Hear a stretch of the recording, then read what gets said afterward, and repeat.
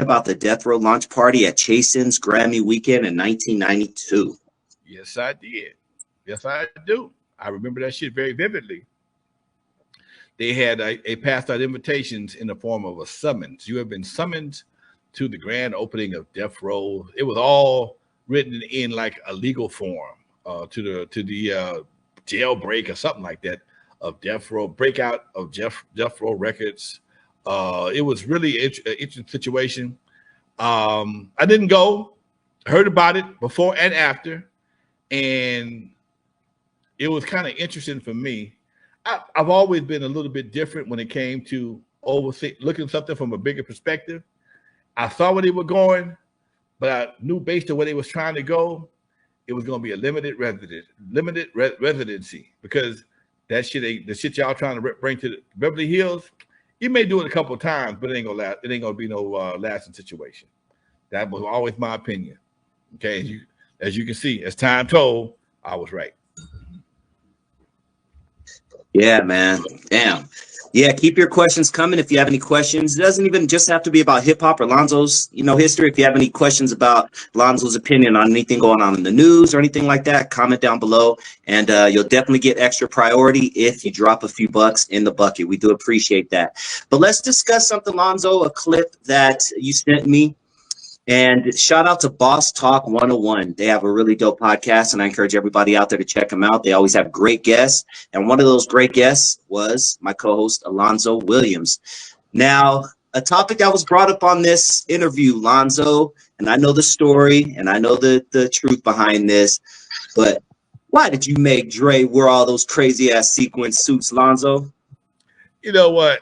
You would think I was some kind of taskmaster or just some kind of bully. Just put the damn suit on, nigga. Man, I was the farthest thing from the truth. I back in the day when Dre first came to me, Dre had bought a white doctor's smock. We got a picture of it, a white doctor's smock, and it was something he just picked up. I think his mom might have got it for him. I'm not sure. And we had on a bunch of mixed max shit. We were at Dudos, took this picture. We was all broken. The joke, I'm the only one that could buy a six-pack of anything. And we decided to do our world-class album cover. I wanted to do something different. Like I said in the podcast, I wasn't wearing no feathers. I'm not wearing no spacesuit. I'm not wearing no moccasins. I'm gonna do something different. And we always was kind of smooth here in LA. That was always our get down. And we went down to my boy Mike the Tailor Man, who's still alive in Vegas, doing suits right to this day, my partner. And he hooked me up, or he hooked us up.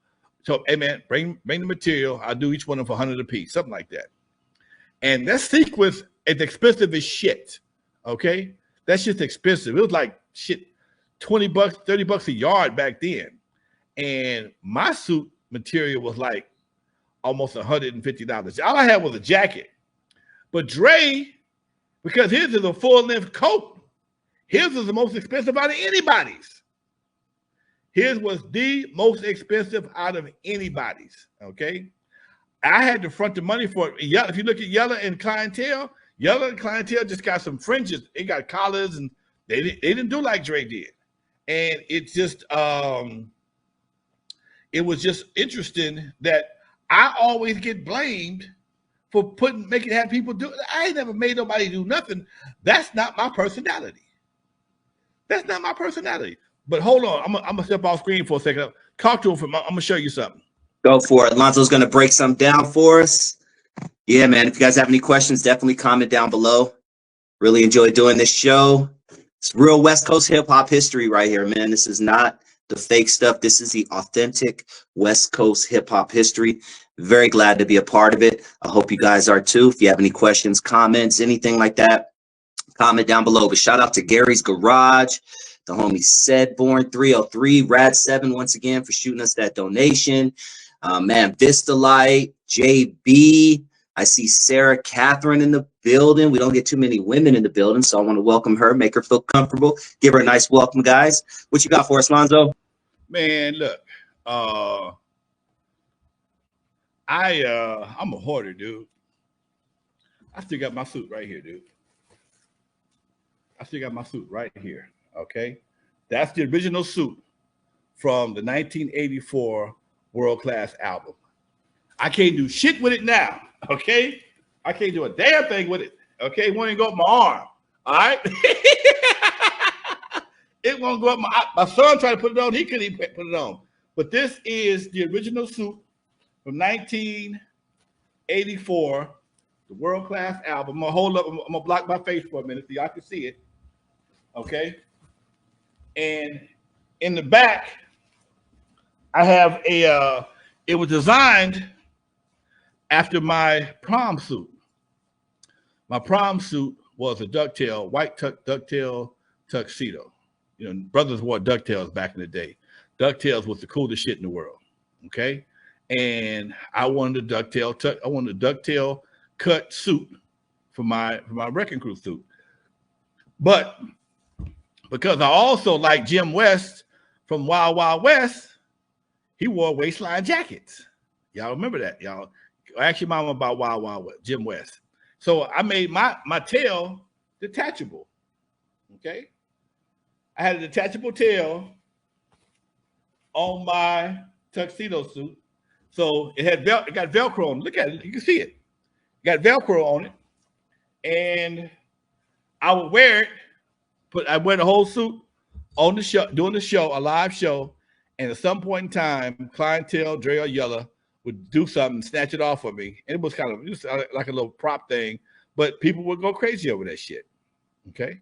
And that's what we did. I found a black glove to go along with the shit. I just found a black glove somewhere in some store. We was in Melrose, and I found a pair of sequence gloves, and that was my shit. The gloves, I got the glove in a case with my with me wearing this suit, and my earring. I still got all that shit. I never been ashamed of my wrecking crew days, man. That was my fucking heyday, dude. I love that shit, and I don't care who ain't proud of it, who went on to do bigger and better things, but that was my shit, and I'll always be proud of it. I still got it. Now I will sell it for the right number. Talk to the museum. Come holler at me. I'm not donating shit. Okay, if you want it, you got to pay for it. Anyway, go ahead. There it is. Now, Eazy E famously paid for some of these pictures of Dre and his sequence posing and all that to add to the diss that eventually became Real Mother Effin' G's legendary classic song. Can you break down that time for us, Lonzo? Talk about how much you charged Eazy for that. You know, did Dre give you any backlash? Because obviously they had to come from you. We did a photo shoot, man. We hired a cat named Phil Bedell. Phil Bedell was our photographer, and Phil was one of the few photographers that would give you all your backup